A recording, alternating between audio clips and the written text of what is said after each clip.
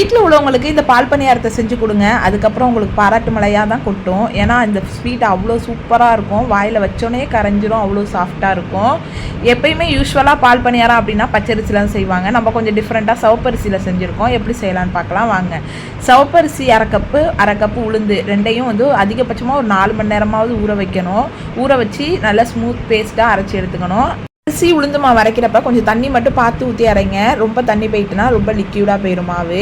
போண்டாவாக எண்ணெயில் போட்டு பொரிச்சு எடுக்கிறதுக்கு முன்னாடி தேங்காய் பால் ரெடி பண்ணிக்கணும். தேங்காய் பால் அரைக்கிறப்ப கொஞ்சம் சுடுதண்ணி ஊற்றி அரைச்சிக்கிட்டிங்க அப்படின்னா நல்லா பால் வந்து திக்காக கிடைக்கும். பச்சை மாவை போண்டாவாக போடுறதுக்கு இந்த அளவுக்கு திக்காக மாவு இருக்கணும்.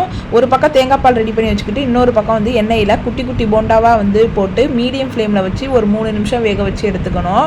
ரொம்ப வந்து மொறுமொறுன்னு எடுத்துடக்கூடாது.